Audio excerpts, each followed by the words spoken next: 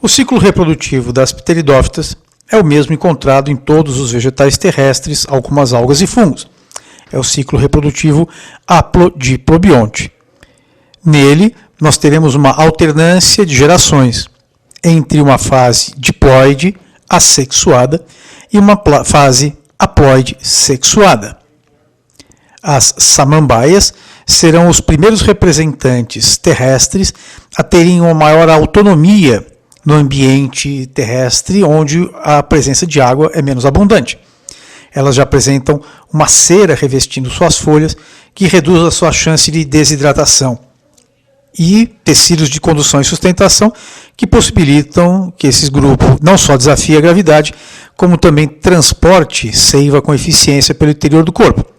Nesse sentido, é um grupo bem mais adaptado ao meio terrestre que as briófitas já estudadas. Nessa alternância de gerações, a fase sexuada será diminuta em relação à fase assexuada. O que nós vemos numa samambaia corresponde ao esporófito assexuado, que em suas folhas produzirá os esporos. Diminuto, pequeno, no chão da floresta, em ambientes úmidos, vai se desenvolver o gametófito. Diminuto, porém, do tamanho aproximado de um musgo. Porém, quem vai desafiar a gravidade e se projetar para fora do meio úmido do solo será o esporófito, como que está sendo visto agora nessa imagem. As manchas arredondadas presentes nas suas folhas correspondem ao local produtor dos esporos. Cada bolinha dessas corresponde a uma estrutura chamada soro, dentro dos quais encontraremos coleções de esporângios. Cada esporângio vai produzir uma coleção de esporos.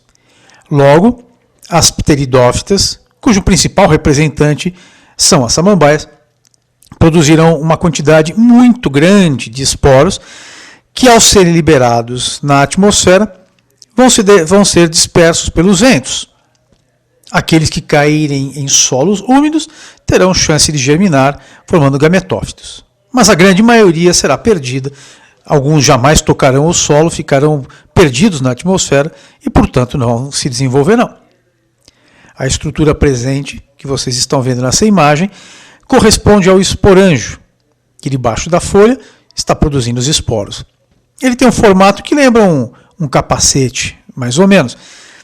Essa estrutura diploide, já que os esporófitos são diploides, por meiose produzirá no seu interior os esporos. Essa estrutura ela é arredondada e tem vários esporos no seu interior. Quando madura, essa cápsula aos poucos desidratará e, no momento em que ela estiver desidratada e sob tensão, explodirá, liberando os esporos na atmosfera. Os esporos são produzidos por meiose, logo cada célula-mãe de esporo produzirá 4 células, 4 esporos. Desses, todos eles serão viáveis. Diferentes de muitos vegetais, como as gimnospermas e as angiospermas, onde cada meiose produzirá apenas um esporo viável, enquanto os outros 3 serão inviáveis. Algo parecido com a espécie humana, que por meiose, nas mulheres, nas fêmeas, são produzidas 4 células, onde apenas uma se converterá no gameta. Só que no caso dos vegetais, a meiose gera esporos e não gametas. O que vemos são os esporos se desenvolvendo dentro do esporângio. Quando eles estiverem prontos, maduros, e apenas nesse momento, os esporângios vão liberá-los. Aqui, cada bolinha dessas é um esporângio, e essa coleção de esporângios forma os soros. No momento que eles se rompem, ocorrerá a liberação dos esporos. É o que veremos nesse momento. Os vários esporângios, um deles foi selecionado, e agora no seu interior, os esporos serão liberados. Essa região apontada, chamada ânulos, aos poucos vai desidratando, em contato com o ar seco, com o ambiente seco, E o ressecamento vai fazendo com que ela vá ficando repuxada, ela vai se desidratando, a estrutura vai repuxando e a sua parede celular espessada em forma de U gerará uma tensão no interior da cápsula que fará com que ela se rompa e os esporos sejam liberados.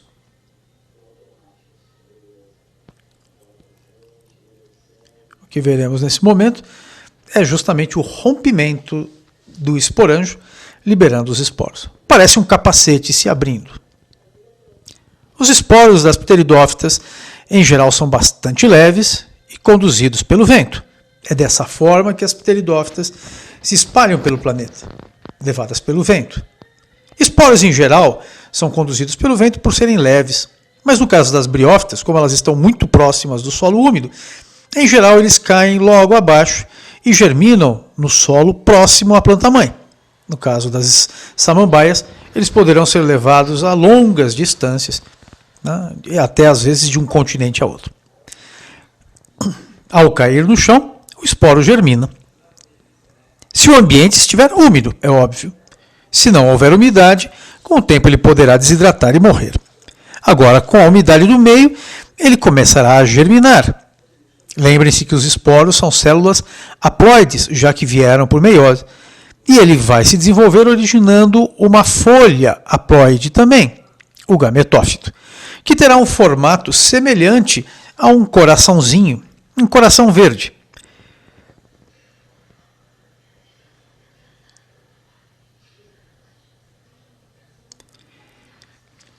Os gametófitos jamais desenvolverão raízes verdadeiras, jamais terão vasos condutores.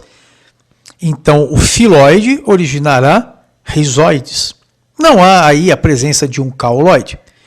Esses rizoides vão fixar o gametófito ao solo e vão fazer a absorção da seiva. Eles são geralmente bastante pequenos. Na parte inferior desse coraçãozinho, desse gametófito cordiforme, forma de coração, encontraremos os anterídeos, que são os produtores dos gametas masculinos, eles são os gametângios masculinos. E na mesma plantinha, encontraremos na sua outra extremidade o gametângio feminino, chamado arquegônio, que produzirá no seu interior a oosfera. Então, o gametângio masculino é o anterídeo, produtor de anterozoides. O gametângio feminino é o arquegônio, produtor de oosferas. Como os gametófitos são haploides, os gametas, também haploides, não poderão ser produzidos por meiose, eles são produzidos por mitose. É um ciclo haplodiplobionte, como foi o das briófitas e das algas já estudados. No solo úmido, os rizoides vão absorvendo a água e o gametófito cordiforme se desenvolve. Com a umidade do meio, os gametas masculinos flagelados vão se deslocar e poderão alcançar os gametas femininos da própria planta, levando a uma autofecundação. Se muitos esporos caírem próximos, poderão se formar gametófitos lado a lado e, às vezes, ocorrer uma reprodução cruzada. Mas, via de regra, as pteridófitas apresentam autofecundação, o que não promove uma boa variabilidade genética. Mas é mais interessante haver autofecundação com baixa variabilidade genética do que fecundação alguma. Porque como os esporos, como já foi dito, são levados pelo vento, eles podem cair muito distantes uns dos outros e, portanto, os gametas de uma plantinha jamais encontrarem os gametas da outra. E, nesse caso, as plantas não teriam se desenvolvido, as pteridófitas teriam sido eliminadas. Então, a autofecundação para elas é algo interessante de acontecer. Baixa variabilidade genética, mas reprodução sexuada garantida. O que estamos vendo nessa imagem é o gameta masculino espiralado, em forma helicoidal, com seus flagelos, nadando até o gameta feminino. Ele não vai chegar no gameta feminino ao acaso. O gametângio feminino, como vemos agora, está liberando secreções. Essas secreções vão atrair o gameta masculino até o feminino. Atrairão o anterozoide até a oosfera. Isso é comum também em animais, Afinal de contas, quando a fêmea está pronta, ela produz secreções que atraem os espermatozoides até os óvulos. Isso ocorre também no corpo da mulher. O que vimos agora foi o gameta masculino caminhando dentro do arquegônio até encontrar a oosfera. A fecundação de 2 gametas haploides leva à formação de um zigoto diploide. Ele cresce junto à sua planta-mãe, que ficará grávida, assim como nas briófitas. Os vegetais terrestres sempre ficam grávidos, o que não acontecia nos aquáticos, onde a fecundação era externa. O embriãozinho agora crescerá dentro desse gametófito, em formato de coração, como já dissemos, pequenininho, do tamanho de um musgo, e ao crescer, ele vai se projetando por debaixo do corpo da planta-mãe para fora.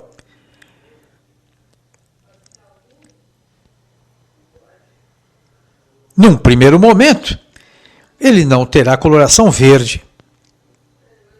Ele está começando a germinar. A produção da clorofila normalmente ocorre na presença de luz. Como ele está saindo de dentro do gametângio, ele nesse primeiro momento não terá coloração verde. Ele começará a crescer, deslocando-se junto ao solo, rumo ao solo, e aos poucos vergará para cima e vai crescer mais e mais e mais, até ficar muito maior do que sua planta-mãe. No primeiro momento, ele poderia até parecer um trevo, muitas vezes com 3, 4 folhas. Alguém poderia se confundir com um trevo. Só que ele vai seguir o seu crescimento, ficando mais e mais desenvolvido, até originar aquilo que nós chamamos de samambaia, que vai ter um tamanho dezenas, centenas, milhares, até milhões de vezes maior que o gametófito que a gerou. Algo bem diferente dos musgos, uma vez que nesses o esporófito cresce sobre a mãe, não faz fotossíntese, produz os esporos e morre em seguida. Quando nós vemos um musgo, a fase predominante é o gametófito, o esporófito é de vida curta. Já nas samambaias, a transição para o meio terrestre, o sucesso na conquista do meio terrestre, levou à formação de esporófitos de vida longa. Portanto, quando observamos uma samambaia, o que estamos vendo é o seu esporófito.